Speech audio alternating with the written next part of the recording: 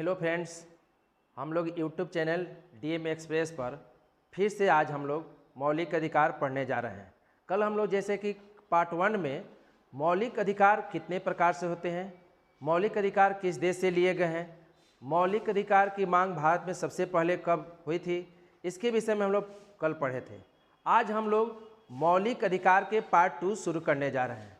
तो देखेंगे कल हम लोग जैसे कि पढ़े थे जो मूल संविधान में भारत में 7 प्रकार के मौलिक अधिकार का वर्णन था, लेकिन वर्तमान में 6 प्रकार के मौलिक अधिकार का वर्णन किया गया है। तो देखेंगे आज हम लोग शुरू करते हैं। देखेंगे हम लोग आज पढ़ते हैं मौलिक अधिकार का वर्गीकरण। मौलिक अधिकार का वर्गीकरण, मौलिक अधिकार का वर्गीकरण।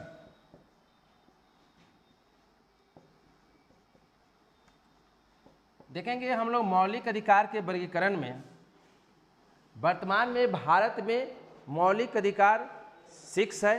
तो देखेंगे पहला मौलिक अधिकार है अनुच्छेद 12। देखेंगे अनुच्छेद 12 में राज्य की परिभाषा दी गई है। राज्यों की परिभाषा, अनुच्छेद 12 में राज्यों की परिभाषा दी गई है। तो राज्य क्या है?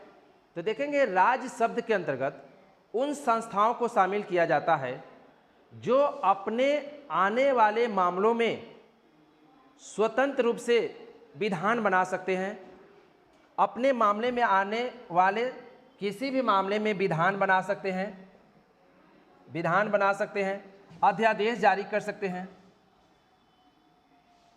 अध्यादेश जारी कर सकते हैं तथा स्वतंत्र निर्णय ले सकते हैं, तथा स्वतंत्र निर्णय ले सकते हैं।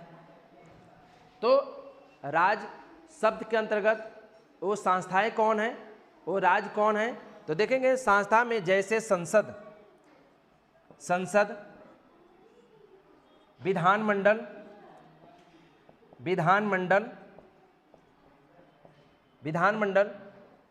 स्थानीय स्वशासन,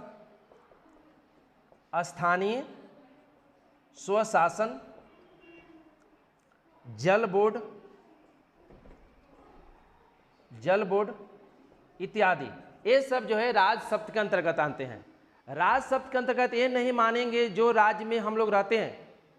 इस राज्य शब्द के अंतर्गत जो आर्टिकल 12 में राज्य शब्द की परिभाषा दिया गया है, राज्य शब्द के अंतर्गत वो संस्थाएं आते हैं जो अपने मामले में आने वाले किसी विषय के लिए स्वतंत्र रूप से विधान बना सकते हैं, अध्यादेश जारी कर सकते हैं, स्वतंत्र निर्णय ले सकते हैं। वे संस्थाएं राज्य कहलाते हैं। जैसे संसद, विधानमंडल, स्थानीय स्वशासन, जल बोर्ड इत्यादि, ये सब जो है राज्य शब्द के अंतर्गत आते हैं।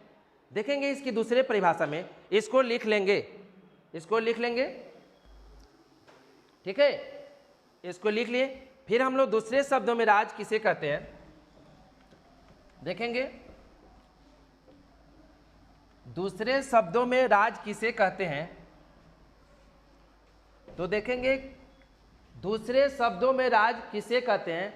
तो केंद्र सरकार के वित्तीय सहायता से चलने वाले वो संस्थाएं, केंद्र सरकार के वित्तीय सहायता से चलने वाले वो संस्थाएं जो सरकार के अभिकर्ता के रूप में कार्य करते हैं, वे राज्य कहलाते हैं। जैसे LIC, ONGC, उसके बाद जो है BCCI, सेल इत्यादि, ये सब जो है राज्य के अंतर्गत आते हैं। अर्थात फिर से हम बता रहे हैं, आप लोग ध्यान देंगे, राज्य किसे कहते हैं? तो वे संस्थाएं जो केंद्र सरकार के वित्तीय सहायता से कार्य कर रहे हैं तथा राज्य के जो अभिकर्ता के रूप में काम कर रहे हैं, उसे राज्य कहा जाता है। जैसे LIC, ONGC, BCCI, सेल इत्यादि राज्य शब्द के अंतर्गत आते हैं। तो आपका अनुच्छेद 12 में राज्य का परिभाषा दिया गया है। अब मौलिक अधिकार के अंतर्गत हम लोग अगला अनुच्छेद 13 पढ़ने जा रहे हैं। देखेंगे अनुच्छेद 13 क्या कहता है। देखेंगे अनुच्छेद 13, देखेंगे अनुच्छेद 13 में न्यायिक पुनर्विलोकन का बात किया गया है। न्यायिक पुनर्विलोकन, न्यायिक पुनर्विलोकन,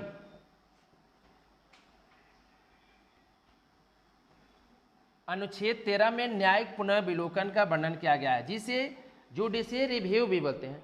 देखेंगे न्यायिक पुनर्विलोकन शब्द को कहाँ से लिया गया, ये भी क्वेश्चन पूछे जाते हैं। तो न्यायिक पुनर्विलोकन जो है यूएसए से लिया गया है। न्यायिक पुनर्विलोकन कहते किसे हैं, तो देखेंगे न्यायिक पुनर्विलोकन का तात्पर्य यह है कि संसद या विधानमंडल के द्वारा बनाए गए कानून को न्यायपालिका समीक्षा कर सकती है, अर्थात न्यायपालिका को सर्वोच्च न्यायालय को संविधान का रक्षक बताया गया है और न्यायपालिका को संविधान का समीक्षा करने का भी अधिकार दिया गया है। तो न्यायिक पुनर्विलोकन के तहत सर्वोच्च न्यायालय केंद्रीय विधायिका और कार्यपालिका के द्वारा बनाए गए कानून का समीक्षा करती है और वह विधायिका के द्वारा बनाए गए कानून अगर संविधान के मूल ढांचे को प्रभावित करती है तो सुप्रीम कोर्ट उस कानून को निरस्त और शून्य घोषित कर देती है। दूसरे शब्दों में जुडिशियल रिव्यू यानी न्यायिक पुनर्विलोकन, पुनर्विलोकन मतलब होता है पुनः विचार करना। दूसरे शब्दों में सर्वोच्च न्यायालय को अपने द्वारा दिए गए पूर्व के निर्णय को भी बदलने का अधिकार है। पुनः विलोकन, फिर से देखेंगे, पुनर्विलोकन का अर्थ जो है सर्वोच्च न्यायालय को अपने द्वारा दिए गए पूर्व के निर्णय को भी बदलने का अधिकार है। जैसे उदाहरण के लिए दे रहे हैं, जैसे 1960 ईस्वी में सर्वोच्च न्यायालय ने, सुप्रीम कोर्ट ने बेरूबारी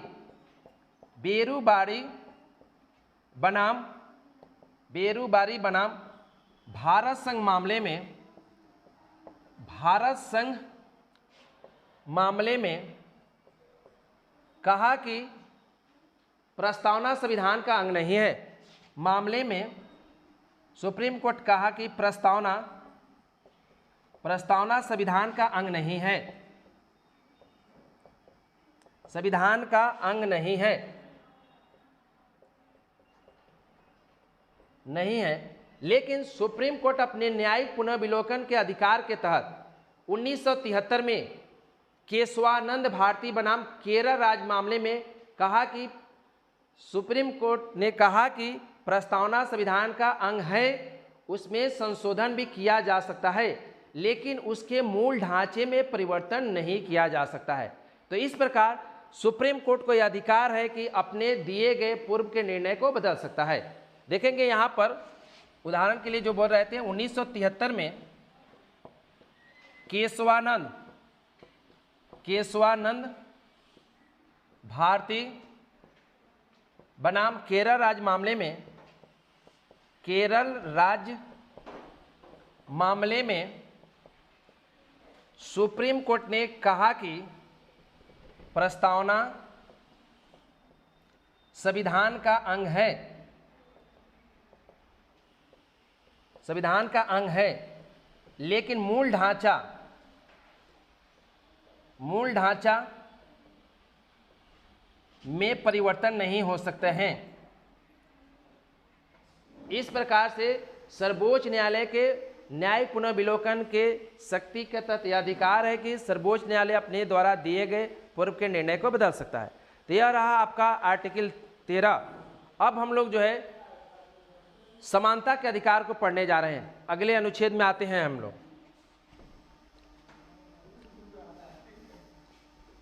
देखेंगे हम लोग अगला अनुच्छेद शुरू होता है 14 से 18 समानता का अधिकार।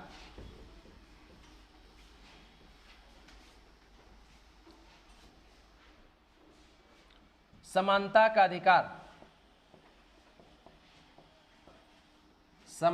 का अधिकार देखेंगे। समानता का अधिकार, राइट टू इक्वालिटी का वर्णन संविधान के आर्टिकल 14 से 18 तक वर्णित है। समानता, सबसे पहले जानते हैं समानता है क्या। तो भारत में प्राचीन काल से विभिन्न स्तर पर व्यक्ति और व्यक्ति के बीच जो असमानता फैला हुआ है उसे समाप्त करने के माध्यम को ही बोलते हैं समानता, इक्वालिटी। इसके अंतर्गत पहला अनुच्छेद आता है 14। देखेंगे आर्टिकल 14 में क्या कहता है। इसमें दो बातें का वर्णन है। देखेंगे पहला है विधि के समक्ष, विधि के समक्ष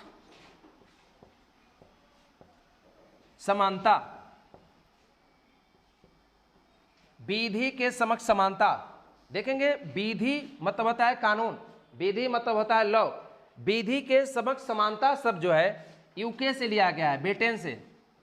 आप लोग नोट्स कर लेंगे, ए वाला क्वेश्चन बीपीएससी में पूछा हुआ है, विधि के समक्ष समानता किस देश से लिया गया है। तो विधि के समक्ष समानता शब्द यूके से यानी ब्रिटेन से लिया गया है। इसी में कहा गया है विधि के समक्ष संरक्षण, विधि के समक्ष संरक्षण। देखेंगे विधि के समक्ष संरक्षण शब्द यूएसए से लिया गया है, अमेरिका से लिया गया है। अब जानते हैं विधि के समक्ष संरक्षण क्या है। विधि यानी कानून के समक्ष संरक्षण। विधि के समक्ष संरक्षण का तात्पर्य यह है कि विधि के द्वारा यानी कानून के द्वारा मिलने वाले अधिकार व्यक्ति और व्यक्ति के बीच जाति, धर्म, लिंग इत्यादि के आधार पर भेदभाव नहीं किया जाएगा। अर्थात कानून जो है सबके साथ एक समान व्यवहार करेगा। लेकिन अपवाद स्वरूप विधि के समक्ष संरक्षण प्रदान किए गए हैं। भारत में कुछ ऐसे पद हैं जिनके साथ कानून जो है कुछ जो है अलग व्यवहार करती है। जैसे भारत के राष्ट्रपति, भारत के राष्ट्रपति जब तक अपने पद पर रहेंगे, राज्यपाल जब तक अपने पद पर रहेंगे, उनके खिलाफ किसी भी प्रकार का दंडिक मामला अर्थात आपराधिक मामला न्यायालय में दर्ज नहीं हो सकता है। दीवानी मामले जो है 2 माह पूर्व सूचना देकर उनके खिलाफ दर्ज हो सकता है। इसके अलावा अगर कोई विदेशी राष्ट्राध्यक्ष इंडिया में आते हैं तो उन पर भारत का कानून लागू नहीं होता है। ये जो है विधि के समक्ष समानता है, संरक्षण है। इसके अलावा जो है भारत में जो टैक्स दिए जाते हैं, जैसे भारत में वर्तमान में 7 लाख से ऊपर वाले आय वाले से ही टैक्स लिया जाता है। तो अब हम ये नहीं कह सकते हैं जो 7 लाख से कम आय वाले हैं आप उनसे भी टैक्स लेंगे तभी हम देंगे, नहीं। भारत में जो है सरकार को यह अधिकार है कि समानता लाने के लिए टैक्स आरोपित कर सकता है। तो यह रहा आपका आर्टिकल 14 जिसमें 2 बातें का वर्णन है। विधि के समक्ष समानता जो कि यूके से लिया गया है, विधि के समक्ष संरक्षण जो यूएस से लिया है। तो आज की क्लास में हम लोग इतना ही बताएंगे। फिर अगले क्लास में हम लोग आर्टिकल 15 पढ़ेंगे, 16 पढ़ेंगे, 17 और 18 पढ़ेंगे। आज इतना ही। Thank you.